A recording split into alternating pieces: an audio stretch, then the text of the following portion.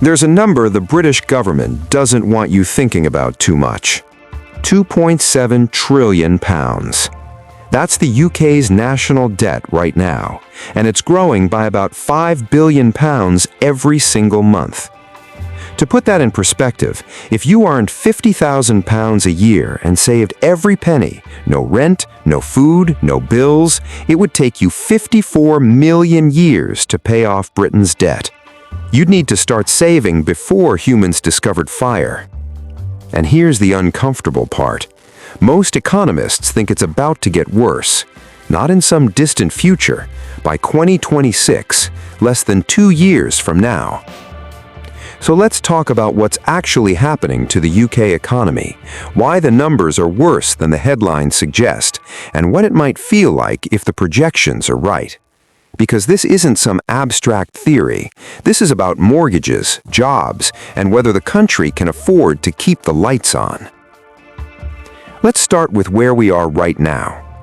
The UK economy is technically growing, about 1% a year.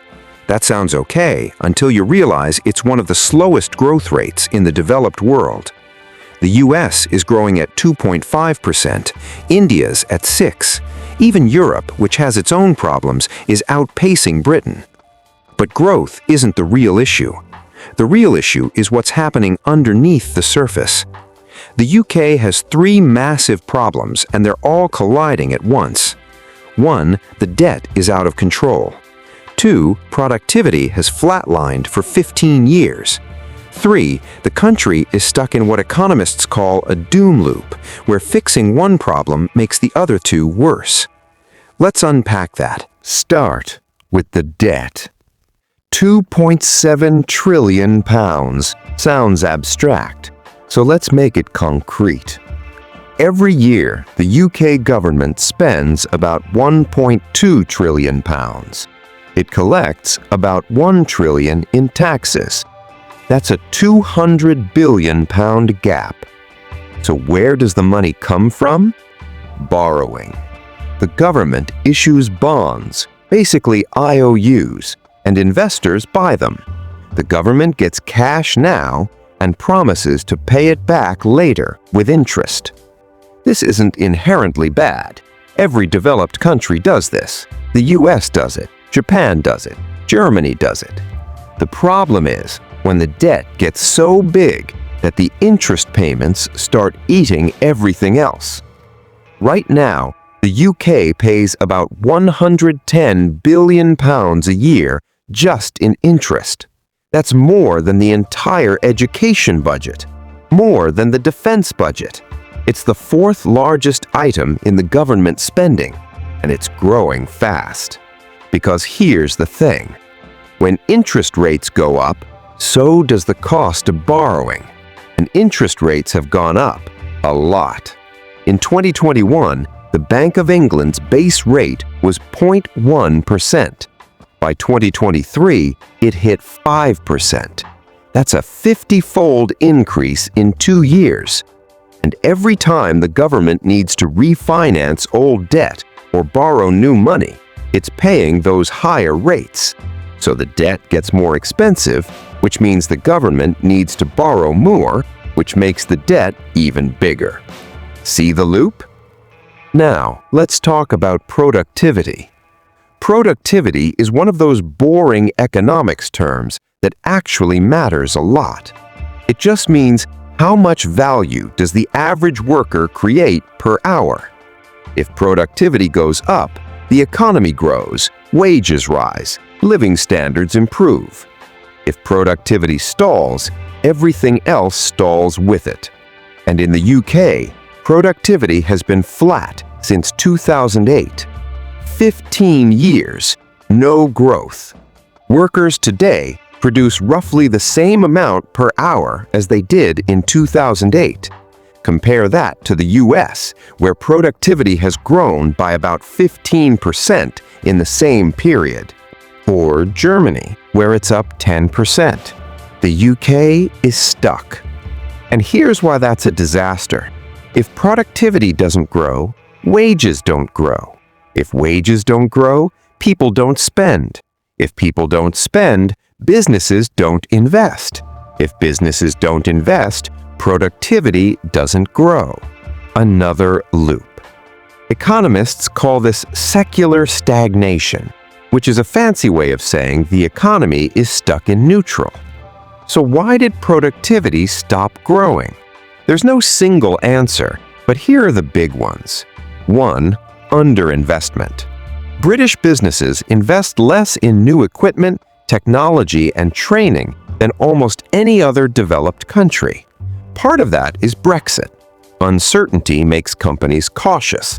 They hold cash instead of spending it. Part of it is just culture. The UK has historically been better at finance than manufacturing, and finance doesn't require the same kind of physical investment. 2. Infrastructure. Britain's roads, railways, and broadband are outdated. The average train in the UK is older than the average train in Germany by about 10 years. Internet speeds rank below most of Europe. And don't even get started on housing. Planning laws make it nearly impossible to build anything, which drives up costs and makes workers less mobile. 3. An aging population. There are more people retiring than entering the workforce. Retirees don't produce, they consume. Pensions, healthcare, social services, all of that costs money. And the ratio is getting worse. In 2000, there were 4 working-age people for every retiree. By 2030, it'll be closer to 3. That's fewer workers supporting more retirees, which means slower growth and higher costs. Now, here's where it gets uncomfortable.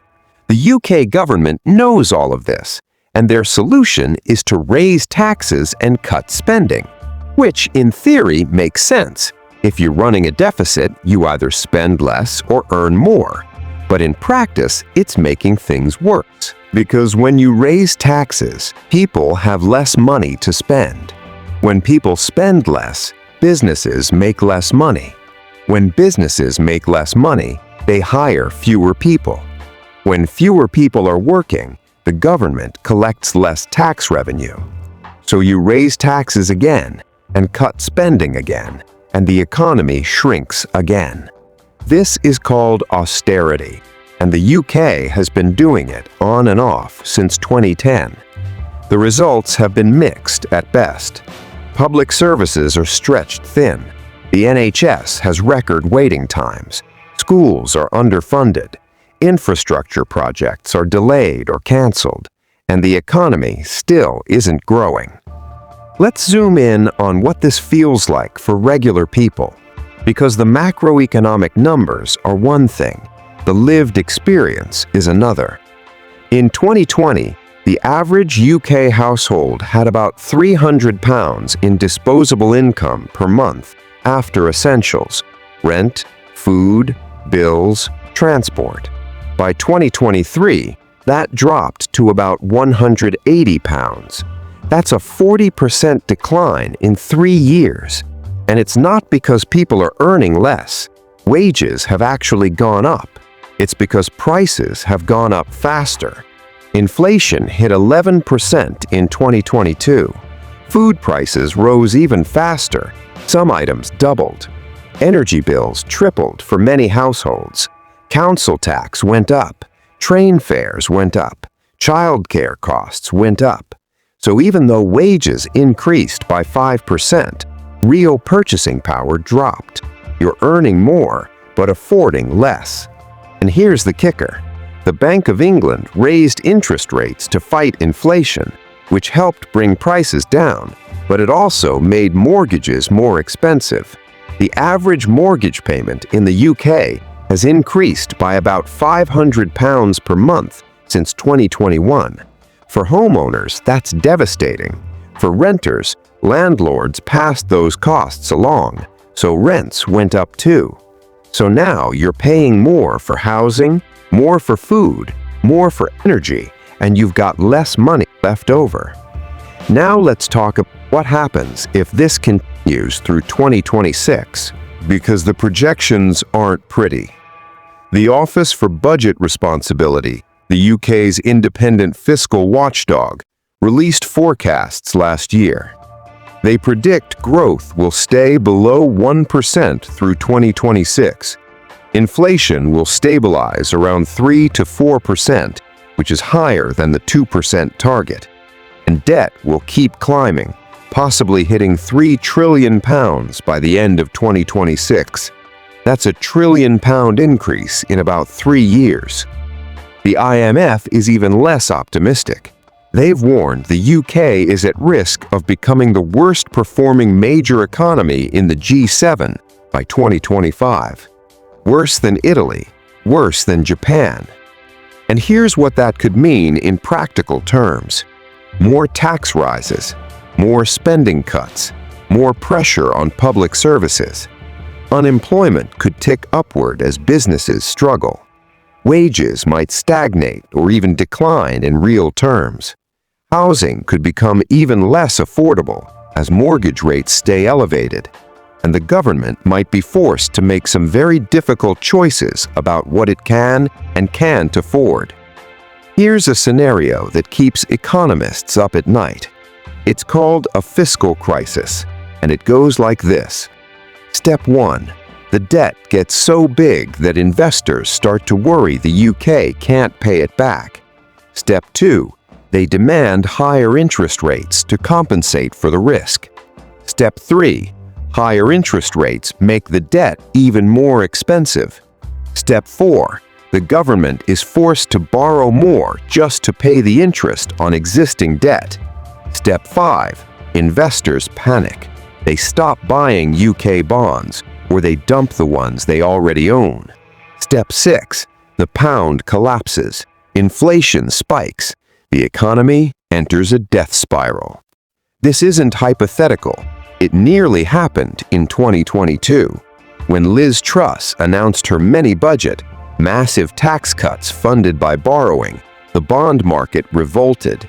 Interest rates on UK government bonds spiked. The pound dropped to its lowest level against the dollar in history. Pension funds nearly collapsed because they were heavily invested in those bonds.